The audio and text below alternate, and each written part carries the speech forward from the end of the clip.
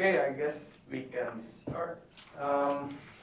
So today I'll show you some of the software we will use. Okay, the first one will be version control, and the second one is a visualization software that's very easy to use and it's very, very nice.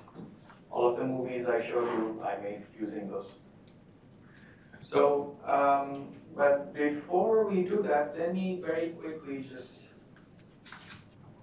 review the heat equation. Again, we keep coming back to the heat equation, but it's a very nice, simple equation that helps us learn a lot of the techniques that we need to in order to do CFD.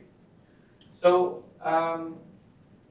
we've already talked a lot about the one-dimensional heat equation.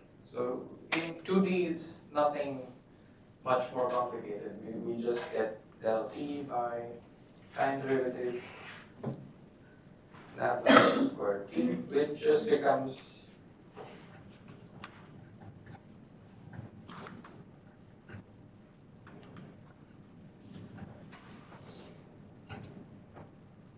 in 2D.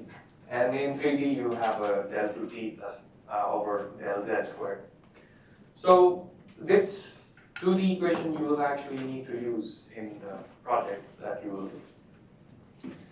Okay, but so again, the way we discretize this is if we have a 2D domain, which might look like a rectangle, we will just break it up, just like we did for the rod, but instead of one-dimensional discretization, now we have two-dimensional discretization. And now we have two indices, right? We talk about Ti, comma, j, right? So this is the x index, and this is the y index. And if you go to 3D, this is the ij, k. K is the z index. Okay.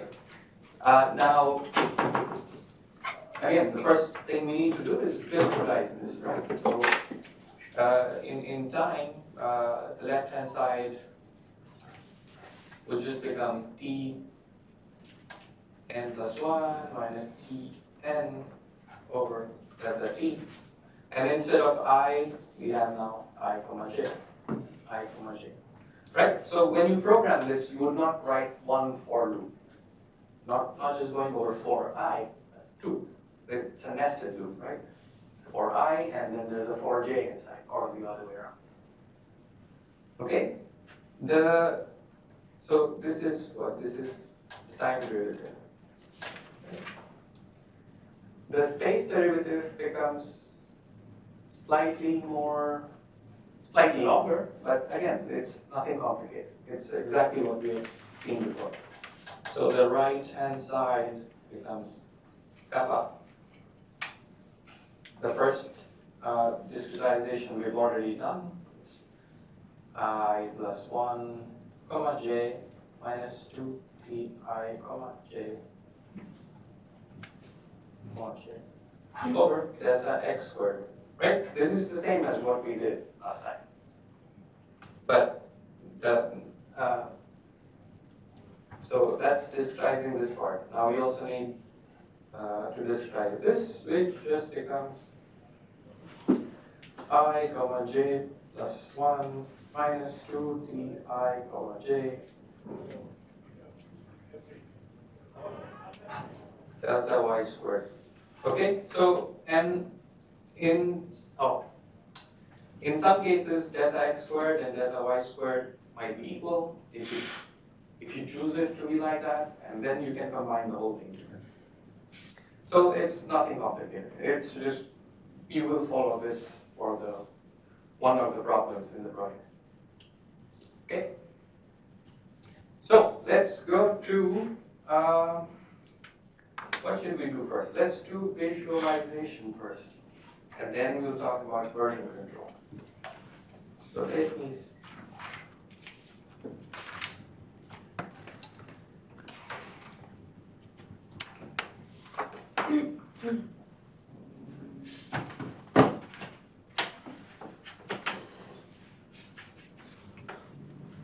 Okay, so the program is called ParaView, and it's a very straightforward forward install on Windows, Mac, Linux, whatever you use.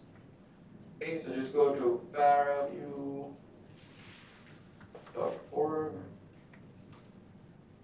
and you can just download from there, right? And it installs very quickly. So I will load one data set that from a simulation that I did a while ago, and then we will see how we can manipulate this. Okay,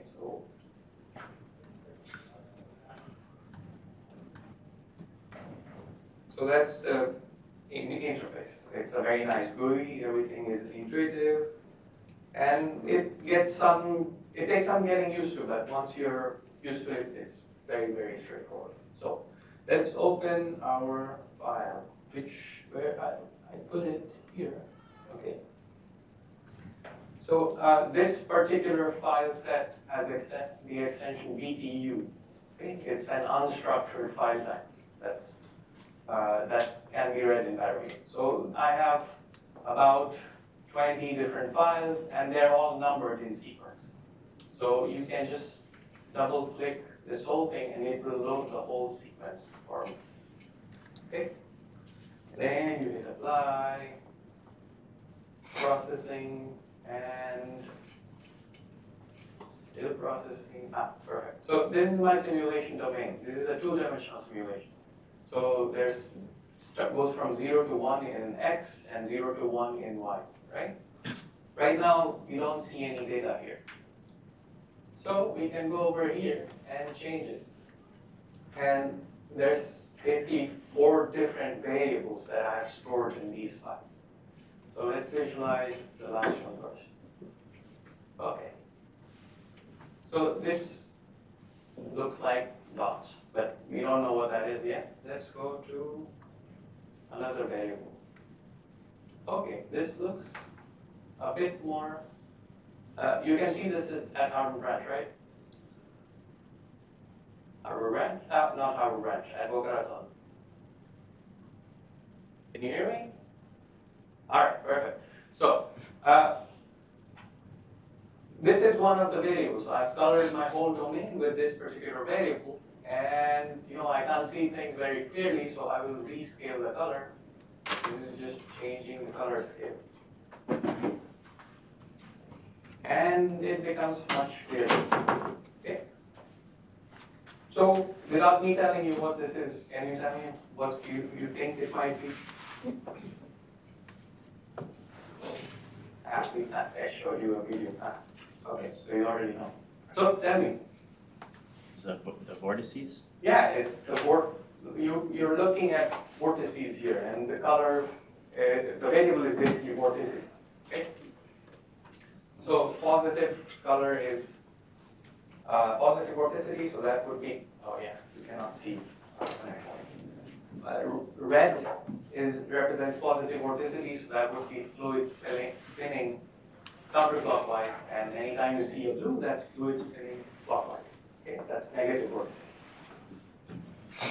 And let's say you don't like this color scheme. So first of all, let me go change the lights. So there's a lot of things you can play with here. Change the lights, so now it looks nicer. Let's say you don't like the color scheme, you can go and pick from a number of different color schemes. Let's see, we will pick, let's pick this blue one, and you say apply. And that's it. There's nothing else to do. There, so depending on your data set, one color scheme might work better than something else. So this, I've loaded a simulation data set, but you can use it for your experiments as well, as long as you're able to import it in ParaView, and it can import a variety of files, comma-separated values, and there's a whole list, so you can check. So it can be useful even if you do experimental work. Now, this is one snapshot, right? There's a play button over here. I told you I loaded roughly 20. Here I can say I loaded 13 files. So we can play the simulation. This is the first snapshot. Now it's okay. Okay, there it changed to the second frame, and then it changed to the third frame. So it's a very straightforward way to interact with your data. We can go to the last frame.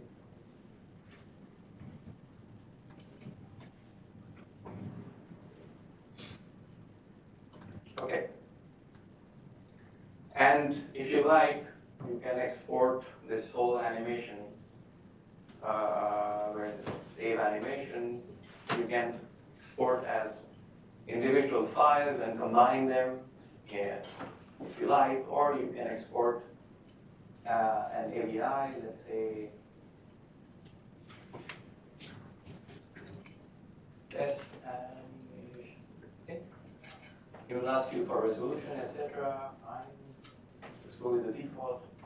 And now it's basically exporting each frame one by one and creating your movie. Okay? So that's very straightforward. Okay? But here I haven't manipulated the data in any way. I've just colored it with a variable that was stored. We can start doing some more interesting things, right? You might want to look at the flow field. You might want to visualize the velocity vectors. That's also very straightforward to do. Let this finish rendering, and then I will show you how. These have to be transient. These don't have to be transient. I loaded 13 files simultaneously. Okay. Right? You can load a single file, and then you have a picture to take on the movie. Right? Yeah. So you can load one at a time. You can load 100 at a time. Eventually, you will run out of RAM. Okay. So. Okay, but the nicest thing about the software is something called a calculator. Okay, it basically lets you do arithmetic with the variables stored in it. You can add different variables, you can subtract, you can compute the gradients, you can do whatever you want. So I think it has finished. All right, let's go check out the movie that was exported on the desktop here. Okay, so the frame rate, I didn't change any of the defaults. The frame rate was, I think, 1 Hertz. So it's playing at 1 Hertz. You set it to 5, it will play fast. So, okay, so that was relatively simple. Let's go, let me change this color map back. No,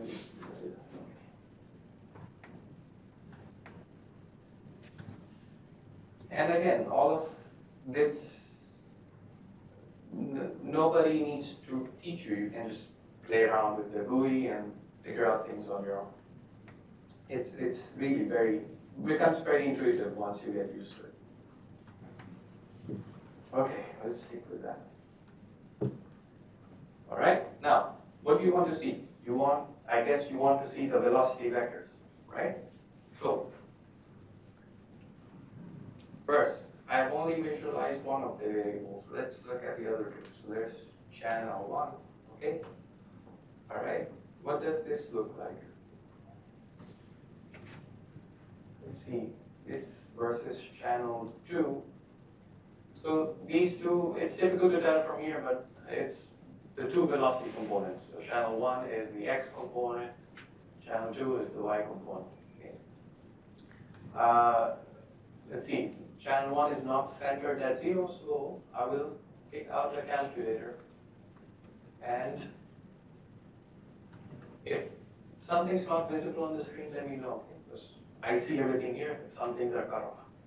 So I pick the calculator from here, and let's see, where is my, okay, so result. Let's call this U, okay? And this is where you do your operations. So this would be my channel 1 plus 0.1. So I know that I imposed a uniform velocity of 0.1, and I'm just, so right now this is at -1 because the constant has been subtracted from the data. I'm just fixing that, right? I'm adding 0.1 to the whole field. So once I do that, then I can color this with, right, so the calculator is now coloring with U, right? That's what I just described. And if I change the color map to go from 0 to 0.1, oh, okay, that means minus 0.1. Okay, so now you see the white, which actually is 0, is where the cylinders are located. Okay. All right. So let's say if I want to make velocity vectors, I first have to create a variable called velocity vector. You might already have this stored in the data, but I don't. So let me create another calculator. So here I will call this velocity vector, and its result will be channel 0 plus 0.1, that's my U, times I hat. I hat is I component plus C. What's the other one? Channel 1 times J hat. J hat is the B component. Okay, black, the Y component. Okay, so now I should have a new variable here called velocity vector. And if I click it, the whole field will be colored with velocity vector, but the magnitude, you see, that's what's shown here. And this again makes sense. The magnitude is 0 at the cylinders, and it's high where the fluid is moving fast. We can, since we define this to be a vector, we can look at the individual components. We can look at x. So that's the x component. Why is this? From minus 1 to 1. Yeah. So that's the x component, and this is the y component. Again, these numbers are always, you have to rescale so you can see things. So yeah. So now I have a vector variable, right? The pair of you knows that this is a vector. Okay, let's create arrows that can show us these vectors. So then we go to filters. Actually, we can pick the one here. It's called glyphs. Okay, so that's a glyph filter. You just click this. Glyph type is arrow. Let me see. 2D glyph works better. I don't remember, but we will see. I'm just increasing the number of samples so we can see what happens.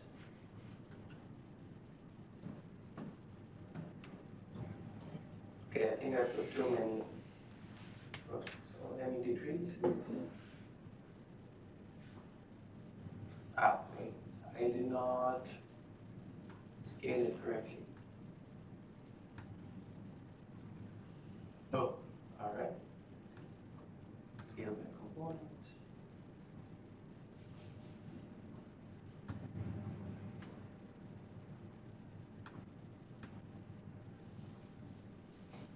Okay, even for me, it takes a while to get things right.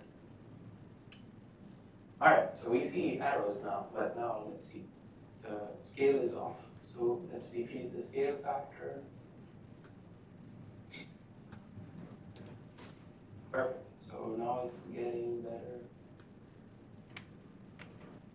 Okay, now let's increase the density. Not too much. Okay, more or less correct, but let me change this back to arrow. Okay, now let's, what do we do? What should we do? We should want to decrease this a bit more and increase this more. Okay, so it's okay. It takes us some time to get it to look nice, but now we've basically created velocity vectors in our visualization, right? So you can create streamlines, you can create string cubes, you can create gradients, you can do a lot of things. Okay? This was just a 2D case. Let me load up a 3D case now and show you still how easy it is to manipulate these data sets. So deleting everything.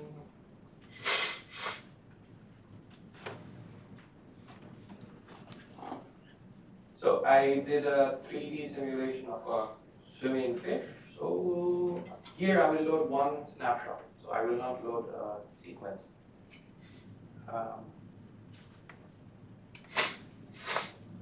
Okay, so now our domain is a box, which you expect in 3D. And if we want to visualize the field, so I've loaded one variable right now. It's basically describing the body of the fish. So to visualize the body, we can compute the contours of the body. And if we say apply, there's a fish. And it's a very low resolution data set because I didn't want to give my laptop. And we can change the contour level that we want to visualize.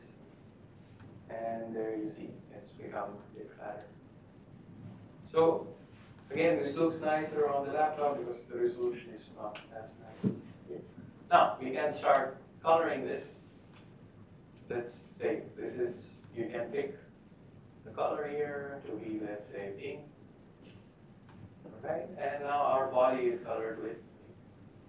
Okay, now let me load the velocity data. This is just describing the body. Let's see. Velocity data is stored in here.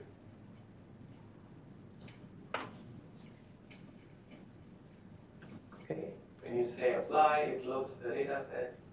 And so when you have 3D data, it's very difficult to visualize, right? I cannot color the whole box. You will not see anything. So let me create a slice. That slice will cut through the data set like so. Okay.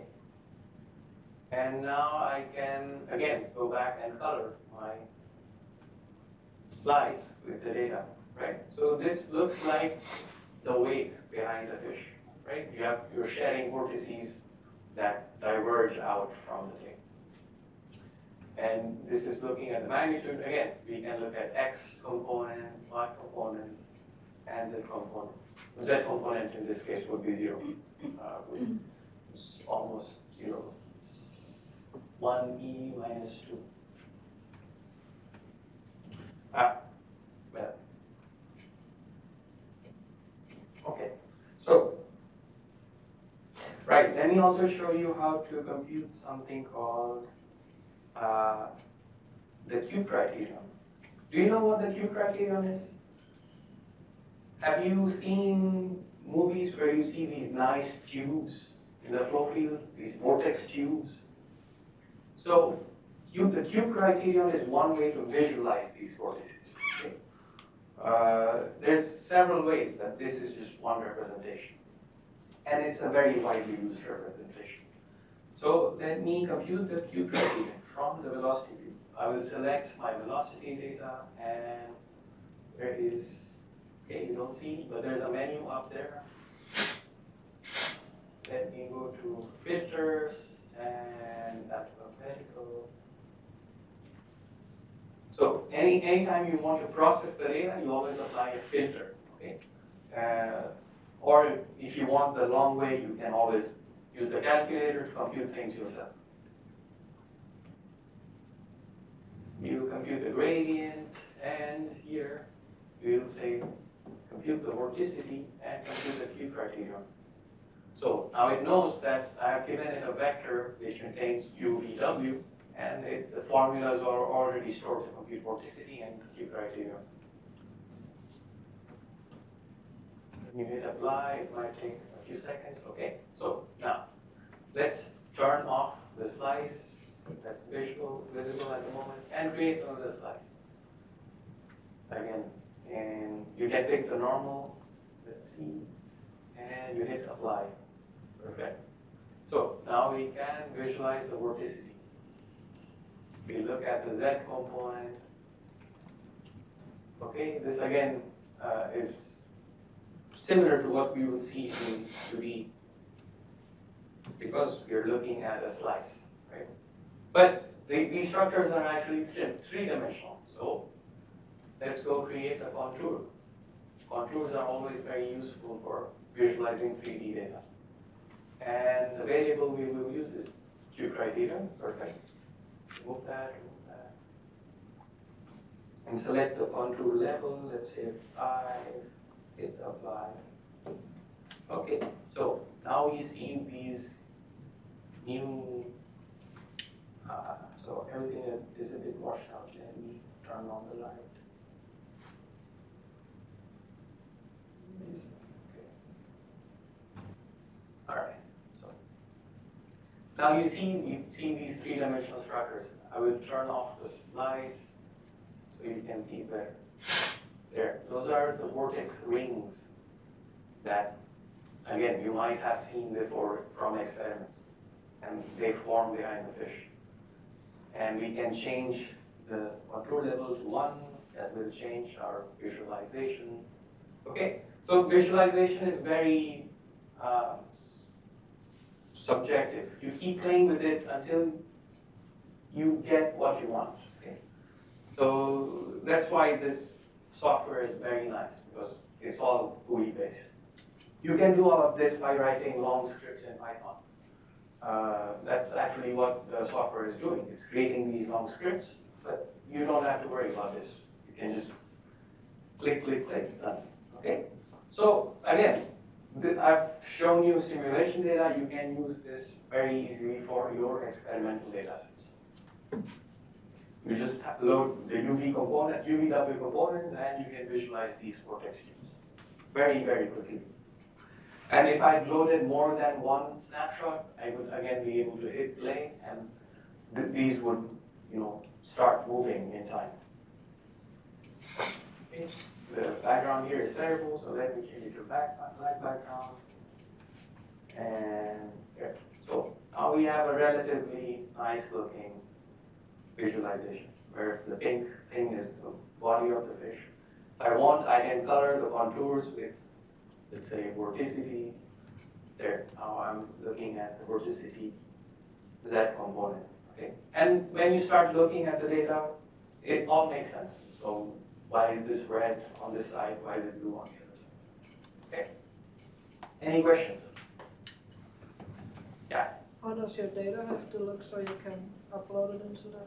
So the question is, what is the format of the data so you can load it in here? There's a long list of about 10 to 20 different formats you can save your data in. Okay. The easiest thing and the slowest thing is you save your data as CSV, comma separated values. Okay.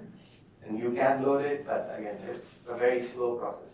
Okay. There are much more efficient ways of saving. Okay.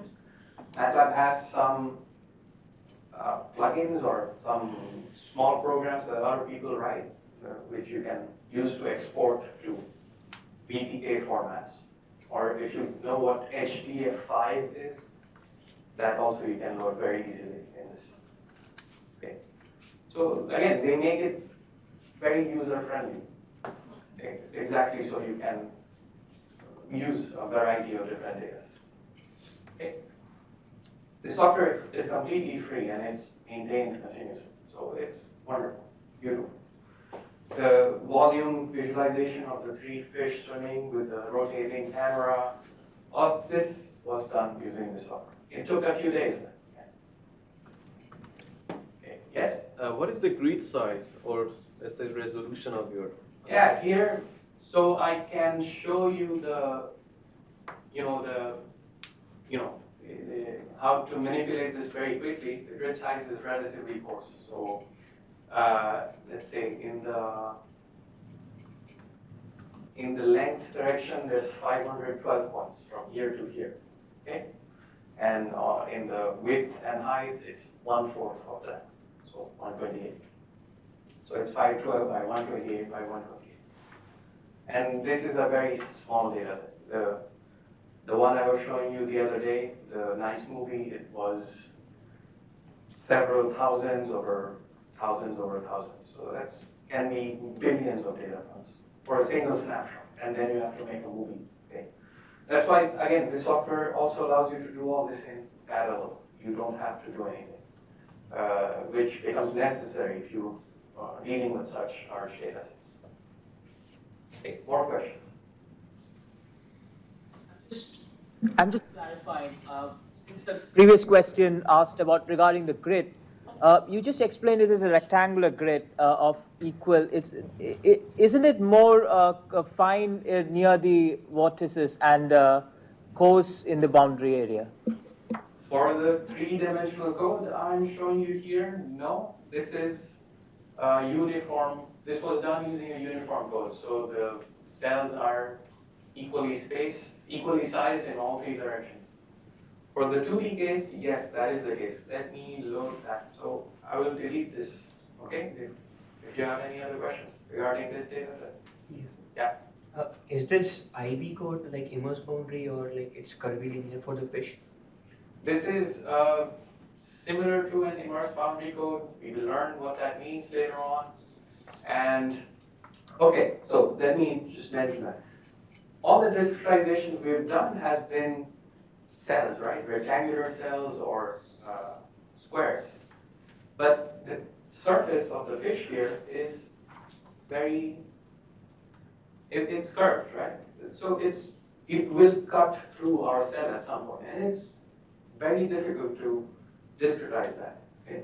So there's been a lot of work on this. There's been, you can either use a body-fitted mesh. I will show you all of this, what this means. You can use a body-fitted mesh where your mesh conforms perfectly with the curve of the body, or you use something called immerse boundaries where you account for the fact that your surface is cutting through the cells and you change your equations slightly, okay? So yeah, it's similar to an immerse boundary code. Any more questions about this data set before I show you the non-uniform grid? Okay, so let me delete this and reload the cylinders I was showing you earlier.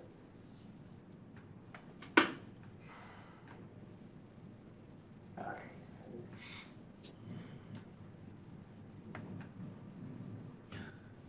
There. So this time I'll load a single data set, single snapshot. So because we don't need to plan.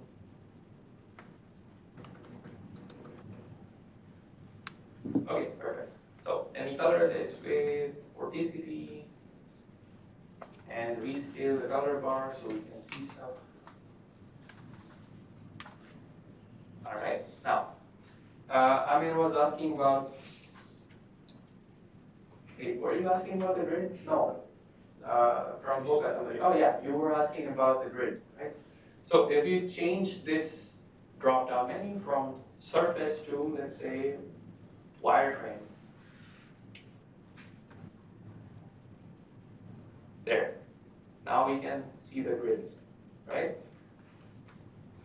So if your experimental data has, non-uniform grid distribution, that's fine too. This is a completely unstructured data set. More points where things are happening, fewer points far away. We are saving a lot of computation in this way. But writing code to do this is very, very difficult. It involves a lot of bookkeeping, a lot of computer science. So it's very difficult to do this to write this sort of solver. In this class, we will stick with uniform resolution grids. Yeah, I don't know if we will have time to go to non-uniform resolution. Okay, more questions? So if we can we change the resolution on the power view, or it's controlled by the solver that is already imported on the BTK? So the question is, can you change the resolution of this data set in ParaView? You can do interpolation.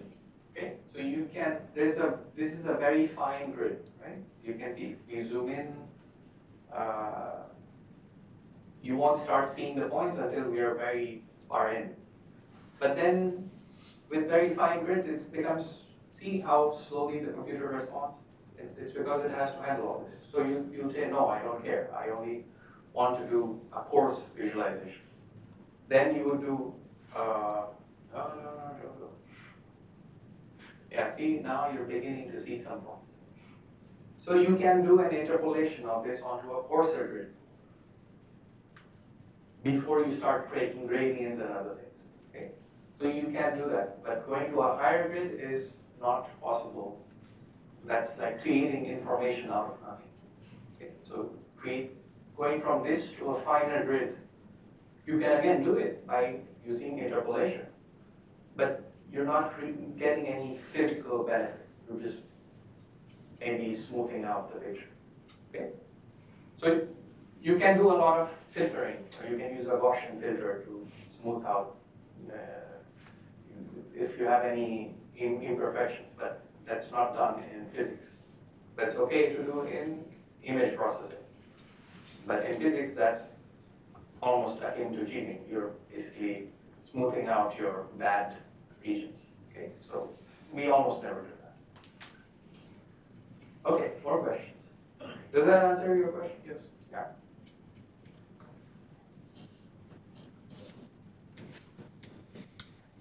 So I've already put homework 1 online, and I've given you one such data set to play with. And your job is to make visualizations in Paradigm with that data set. Let me just open Canvas.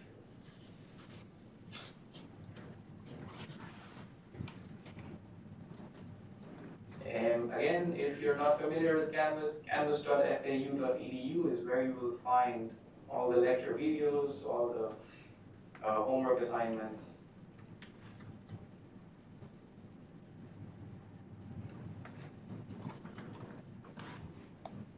Okay, then go here. Okay, so homework 1 is up. It's due on January 22nd. And this is actually graded. So it's worth 10 points, 10 out of 100 for the whole course. Okay.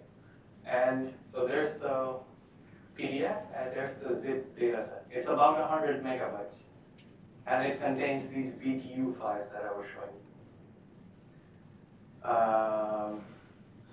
So yeah, that's your first task, is to visualize it with Paradigm. Any way that you feel conveys the information best, you're free to do.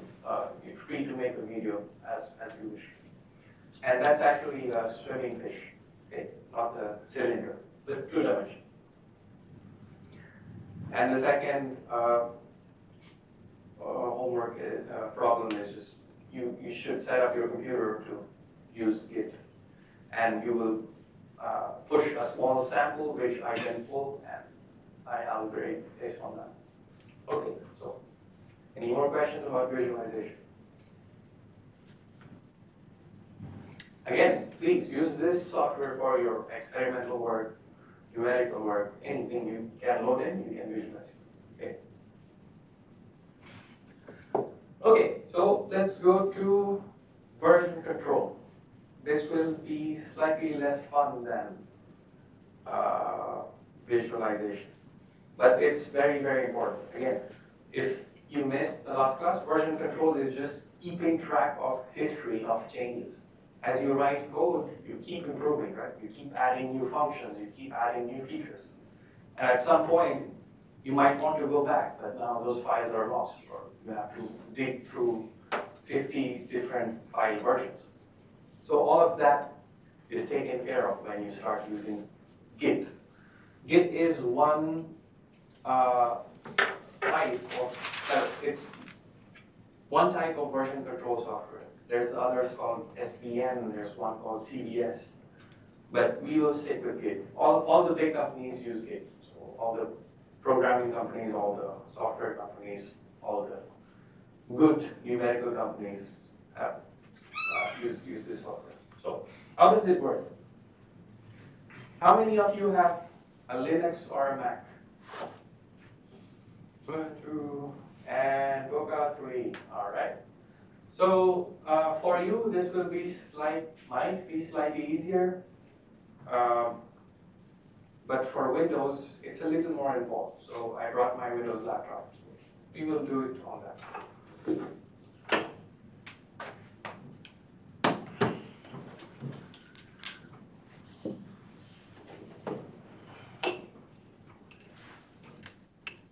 Okay, so I will switch between my laptop and the desktop computer here, okay? And the reason for that is I don't want to confuse you between what is a remote and what is a local. So as you write code, you will keep incrementally saving these histories on your computer, right? That's called a local repository. But suppose your hard drive or your computer gets, you drop it in the ocean accidentally. What do? You basically have to start from scratch. So to avoid that, what we do is there's something called a remote repository. Okay? So it's basically you do your changes. When you're happy, you push it to a remote site. You can create an account on either GitHub, GitLab, or anything else. Okay? So I will use my computer to do local changes, and then I will show you that the change is actually synchronized with the GitLab website online. What should I do first? So let me first thing you would do is create an account on gitlab.com.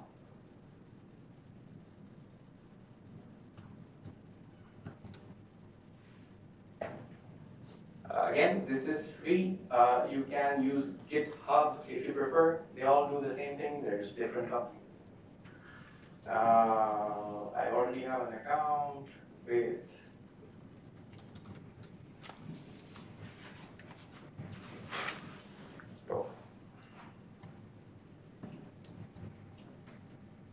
Okay, so what? No. Give me 1 second, I'll bring my charge.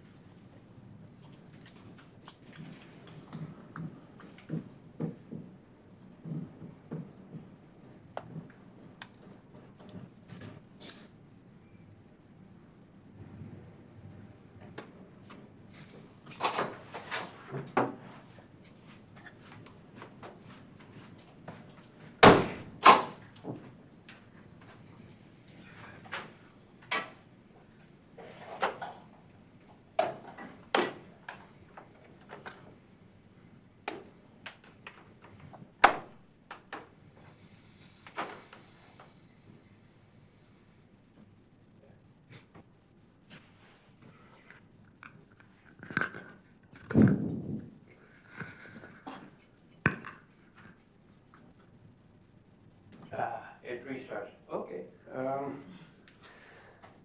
So.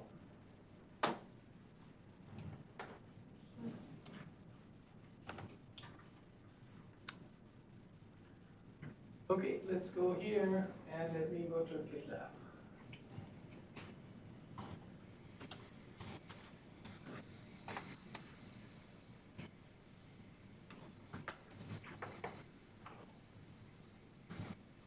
So in the homework, there's steps on what to do. The first one is create an account here.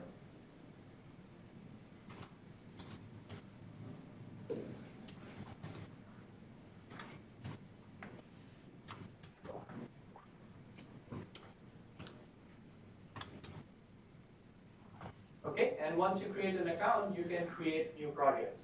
So let me create a test project. You give the project name, seed test, project 1. Okay. And you basically leave everything to be the default. And you say create project. Okay, so now this has created what's called an empty repository. There's very nice instructions here on what to do. So now, all right, so that's the remote. Now, first thing we have to do is install the Git client on the laptop. I am switching to the laptop, and for Windows, I found a nice software called Git for Windows. Seems to work very well. So again, I will do this all in here, so you can follow through on the video later if you like. If you have your laptop here, you can try it right now. Okay, come on, come on.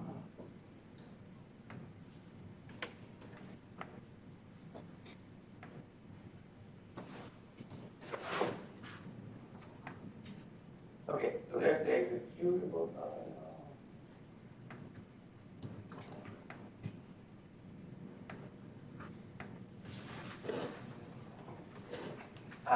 Again, all the default options should be fine here. Yeah, fine. Okay, that's fine. Okay, use open SSH, yes. Okay, so I didn't change anything. I just kept hitting next, next, next. You can do the same. And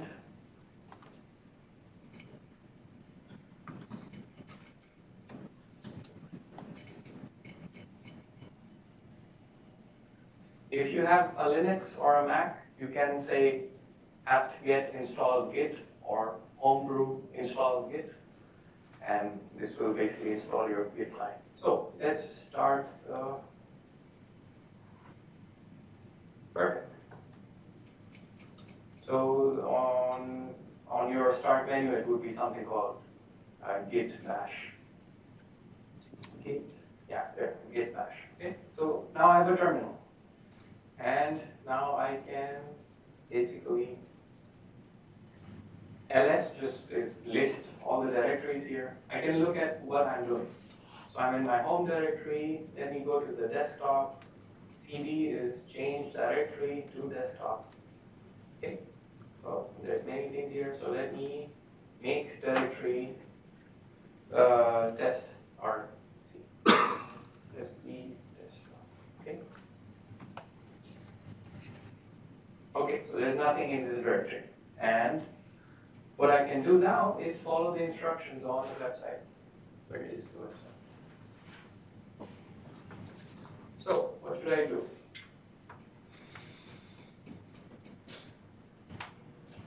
Yeah, here you can set up your username. Oh crap, okay. I cannot copy paste from there. Okay, then you type this git config.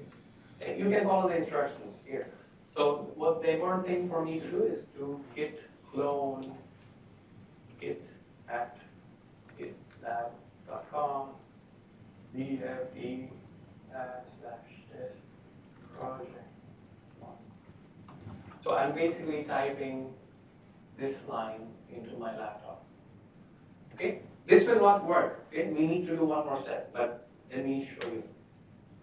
This will hopefully not work immediately. So I just copy pasted what was on the website. Git clone, blah, blah, blah.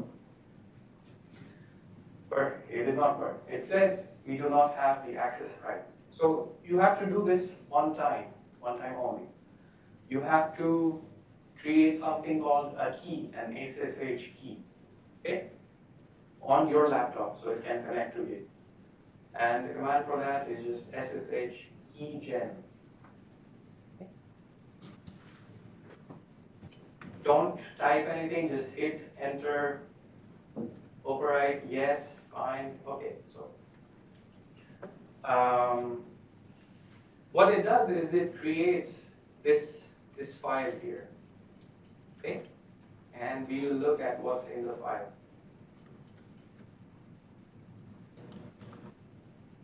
Come on.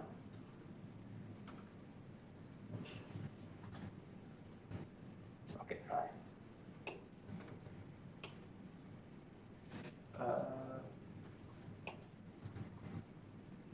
Come on.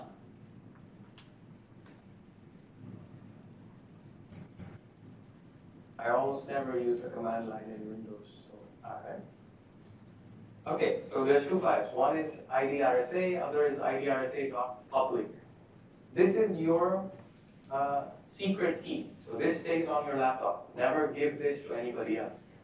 This is the public key. This goes on to wherever you're trying to connect. Okay?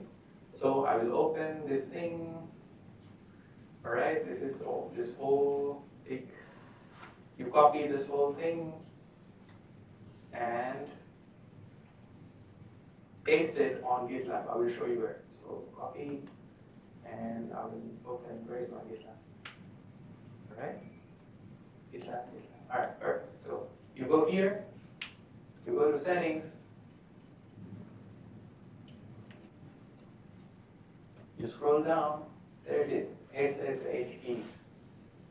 Just paste it here, and then say add key, and that's it. You're done.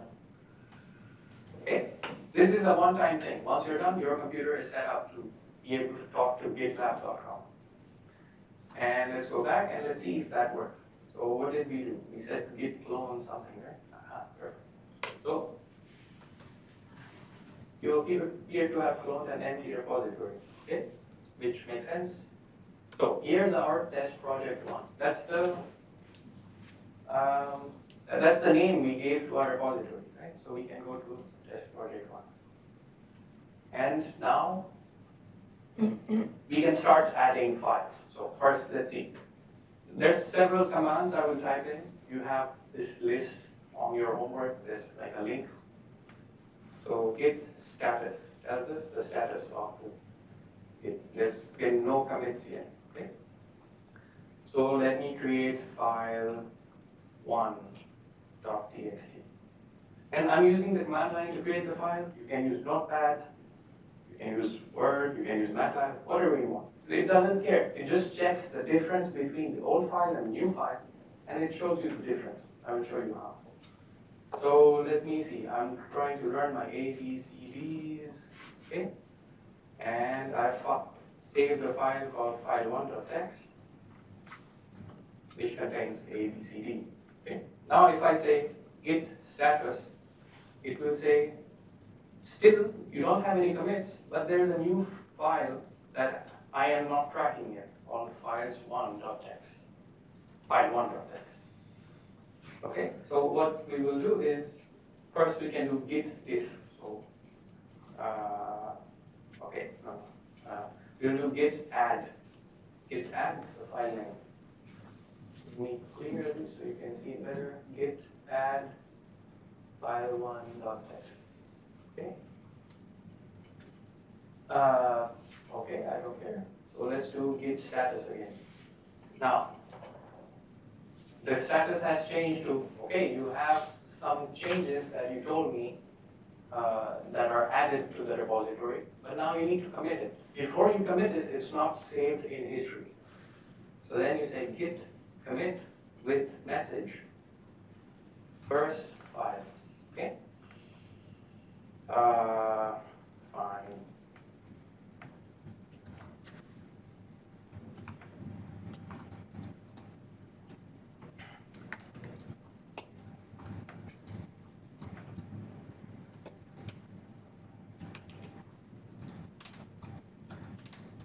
Okay, so let's do the commit now. And it asks for my username and for my name and email, because when you save the commit, it saves your identity.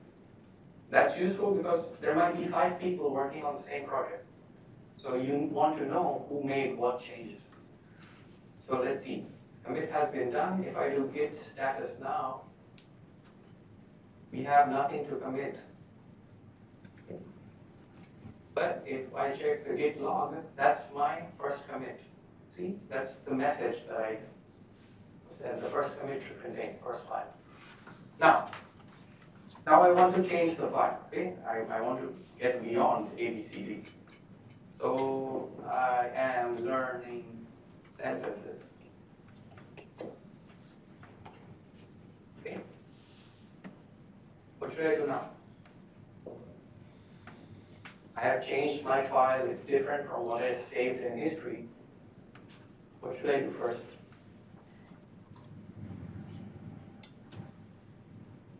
Upload that to get or clone it to read the Yes, you need to upload it to the remote, yes.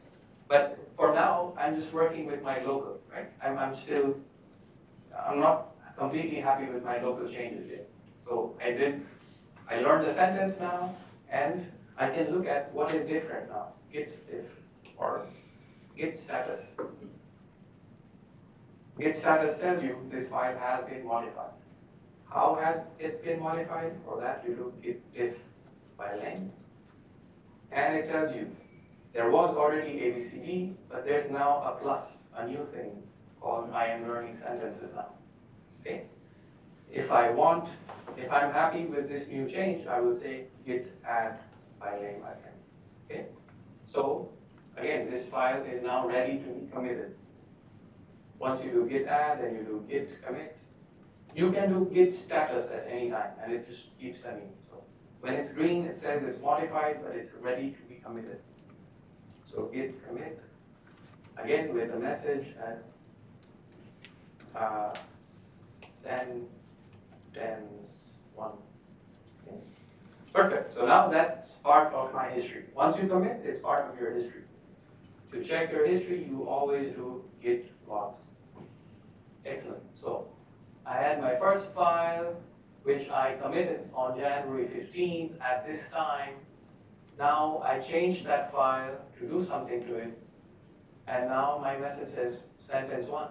You would write more descriptive messages. But now everything is basically stored. If I want to see what's in here, what happened here, I would say git show, and I would paste that whole yellow number. And this is basically what happened in that commit. Okay? If I look at git show the first commit number, copy, paste. This is what happened in the first commit. Okay? It was just nothing to plus ABCD. And the second commit was ABCD a sentence gets added on. So now you see, as you keep writing code, you keep committing changes, and you have a whole history of what happened when, exactly who did what, at what date, what time. Okay. So this becomes very important when you have to go and talk to John and say, hey John, why did you make this change? It screwed up everything else. And he will tell you, no, we need this new feature, and then you can fix the problem.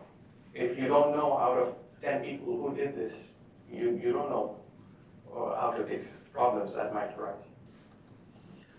Okay, so now, as Alex mentioned, everything is still on my computer. Nothing has happened on the remote. So this is still the remote. Let me refresh this. It will show you this project is empty. Okay, switching back to my laptop. What we do now is simply git push. Okay? When you do it the first time, it might work, or it might say, oh, okay, it worked. Perfect. So git push basically says, everything I have on my laptop, push it to the remote repository. Switching back to the desktop. If I refresh this now, this is not empty anymore. See, it shows you the history of what happened. This commit message happened 2 minutes ago. Okay? So now basically everything is saved on gitlab.com. And now one of you can pull my project. If I give you the link, if I give you this clone link, if I give you this, you can basically pull from here and you can improve what I did. Okay? So That's the basics. That's how this works. Idea is when you write your MATLAB code, Fortran code, whatever code, every time you do something that you see, okay, now I want to save this, you commit it and you push it. Okay? And once you're done with the whole thing, you give me that address, this old SSH address. And then I can check your work directly. You don't need to submit any code. Make sense? It might take a bit of getting used to, but once you're used to it, it's second nature. On the homework PDF, you have 2 links where, they're just websites. They show you how it works. But that's it. You don't need to know anything else. There's a whole bunch of other features. There's branches. There's even I don't know all of it. What I showed you today is mostly what I use. Okay. When you try to set it up and you have any trouble, you can come to office hours, or you can do it over Skype if you're distance learning. But yeah, you basically have to follow the steps I showed you. Linux and Mac, you don't have to install this Git for Windows. You basically go to your terminal and you can install Git from there. Yeah. So does it save the whole file each time you upload it, or does it only save the changes? It's very smart. It basically saves only the changes. Okay? Because if you save the whole file and the file is 10 megabytes, you're saving 10 megabytes over and over. No. It only looks at the changes and it saves that. Okay. And it's all hidden from you. The way it does it, you don't care. You just care about it. Yes, my changes are saved. Okay. So you can just go back and kind of download So, whatever exactly. version you had. Whatever what? Whatever like version you had, and it would. Yeah, you can. When you download meaning when you clone the repository, you're downloading the entire history. And from there, you can change to whatever version you have. How do you do that? Let me go back to my laptop and let me change to my original version. Okay? So right now, my file.txt has these 2 lines. But I say, okay, I'm not happy with the sentence I learned. I want to go back to my ABCDs. I would do git log, which shows me the history.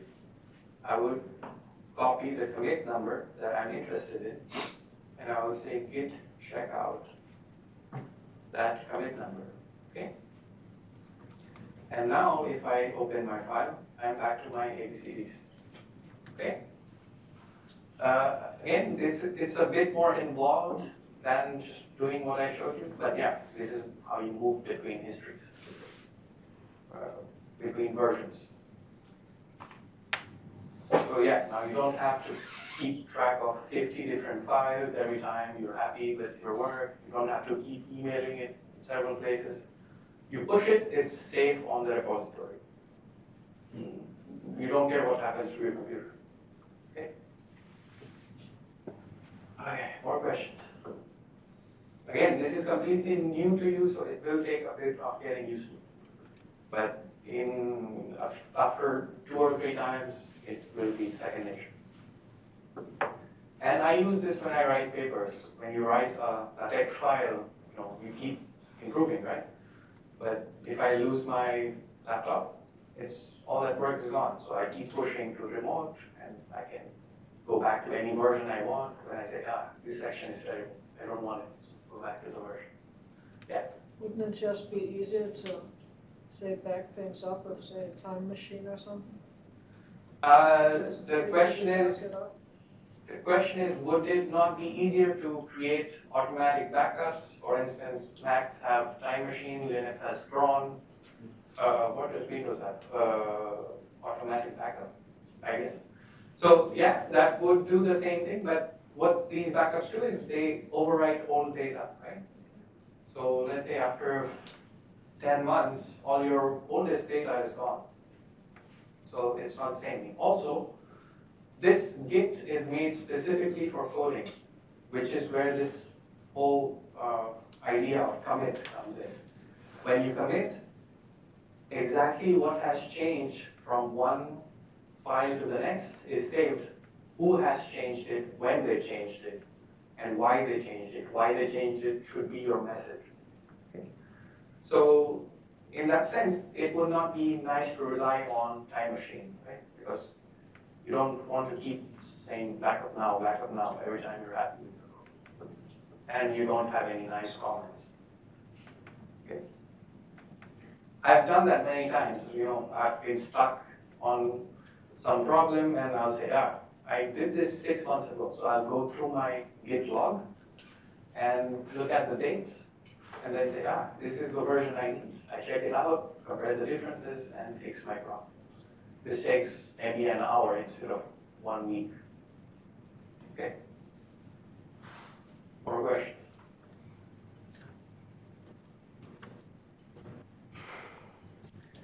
So we did not do any mathematics today, so I guess we should go back to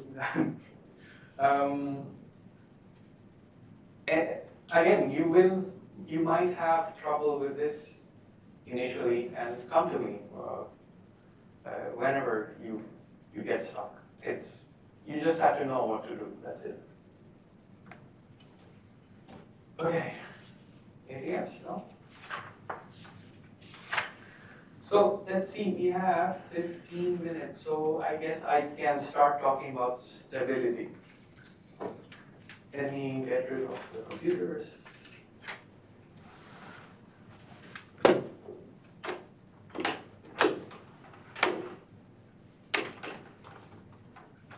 Okay, so by this point we are very comfortable discretizing any PDE in space or in time. And if you remember, the way we solve these is step in time, right? We say at n equals 0, I will solve this to go from n equals 0 to n equals 1. And when I have my solution at n equals 1, then I'll go to n equals 2. N would be the superscript here. Okay? But depending on how you discretize the PDE, you cannot pick arbitrary time intervals that you can use to jump from n equals 0 to 1 to 2. Okay? There's something called a stability condition. Some schemes that you use can become unstable if the jump you have is very high. If the delta t is too large, that the result you get will soon go to infinity. Okay? And we will see why that happens. So, okay. The first thing we remember is discretization. Discretized derivatives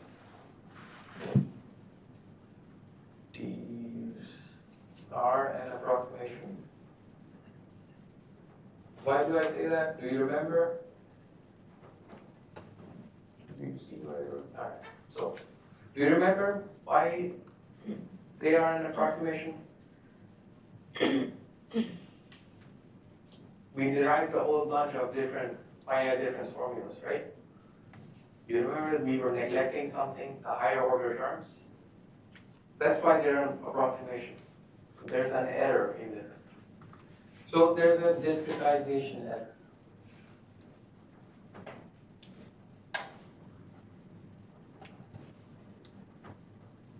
In addition to that, there's also something called, I'm blanking on it. It's the precision error. It's called, what is the technical term? Truncation. No, this discretization error is the same as truncation error. Okay. Example is you have fi plus 1 minus fi over delta x is f prime plus order delta x. Okay? So this is the truncation error. Okay? That's what you said? Truncation error? Yes, yes. Okay. So the other error comes from the fact that computers are not infinitely accurate. Okay? They have limited precision. This also I mentioned last time, which means that if you do arithmetic, if you multiply two numbers, it's not done in exact arithmetic. There's always a very tiny error. So you can have single precision arithmetic.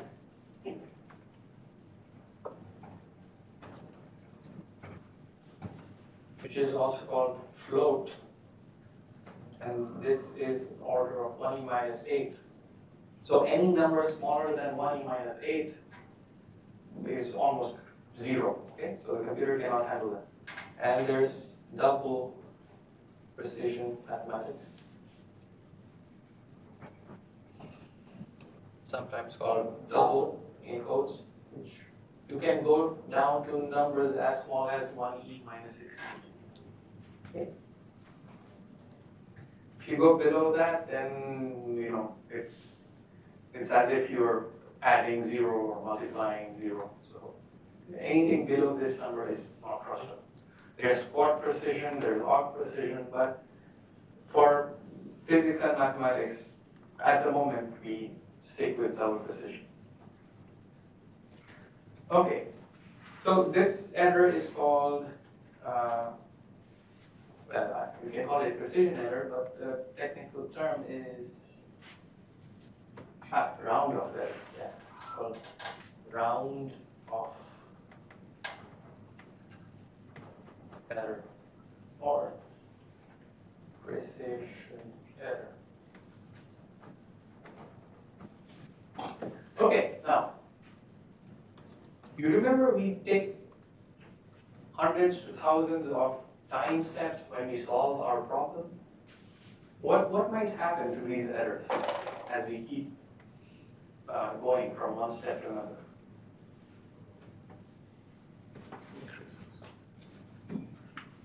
They're guaranteed to always be small, they're guaranteed to go to 0, they might blow up. Which of these might happen?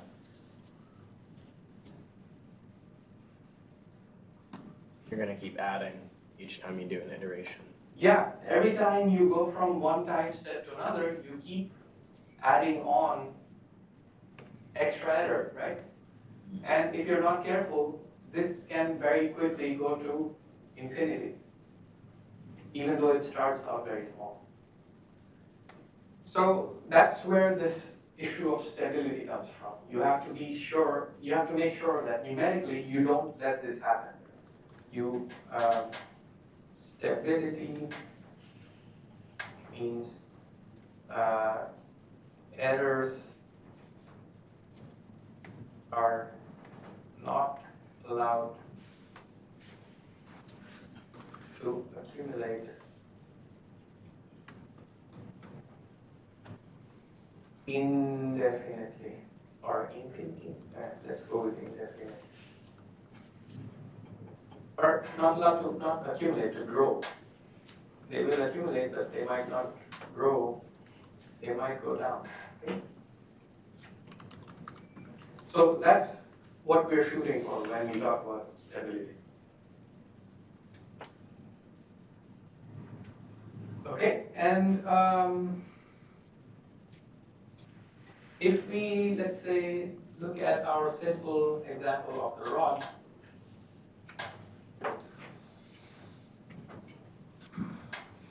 and we had I equal 1, 2, blah, blah, blah, we can define epsilon I comma n.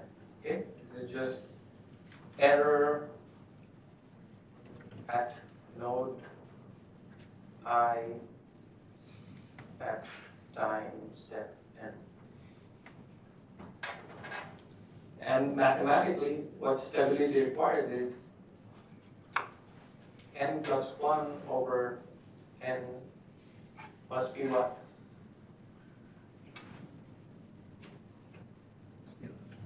Zero, more than 0, less than 0. Less than 1. All right, it should be less than 1, right? It cannot be less than 0, so there's an absolute sign. So it should be less than 1. If we ensure this, then we can guarantee that the error at the next time step is always smaller than the error at the current time step. So our error will not grow. It will go down as we take steps. This is called the amplification factor.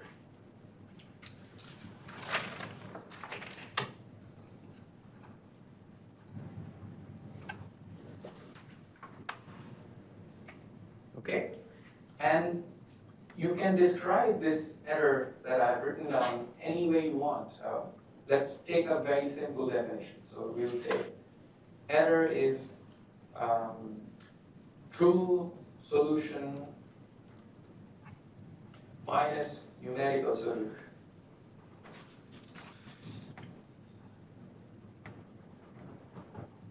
That's just one definition. You might define it to be the root mean square of this difference.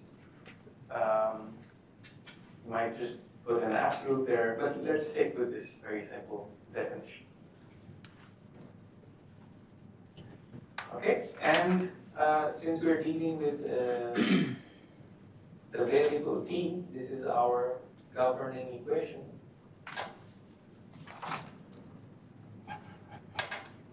This just means if the true solution is represented by variable t, and the numerical solution that I get is t tilde or t hat or whatever you will, then we call it t hat.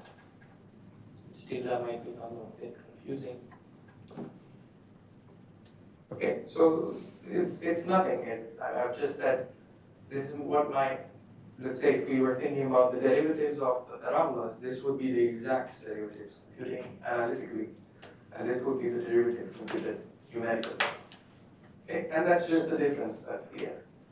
So the next question is, how does this error behave in time? We are running a little short on time. We have 3 minutes. Let me see if I can get this done. Actually, no. So next class I will show you how we can use this partial differential equation to derive a PDE for the error itself.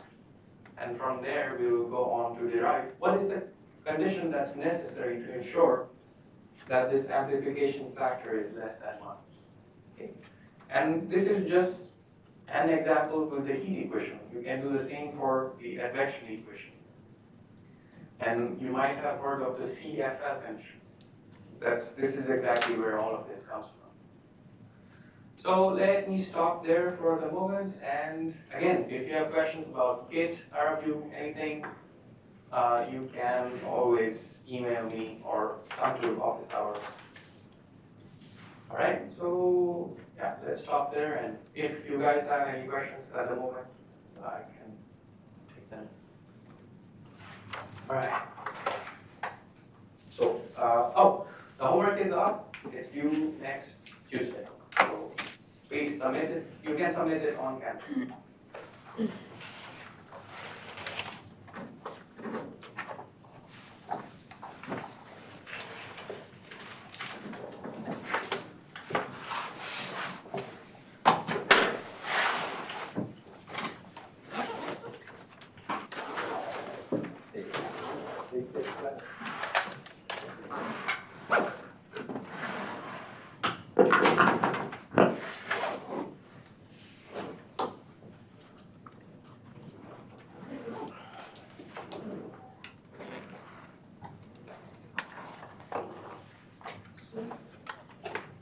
I'm supposed to ask for somebody else. Have you ever used a CFD program called, I think, Numeka?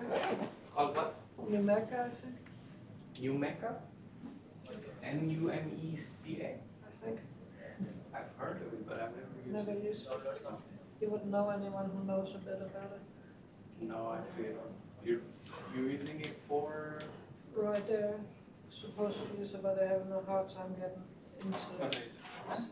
Okay, and you're using it for fluid structure interaction? Right, right. Okay. No, I've never used it. There's another one called X.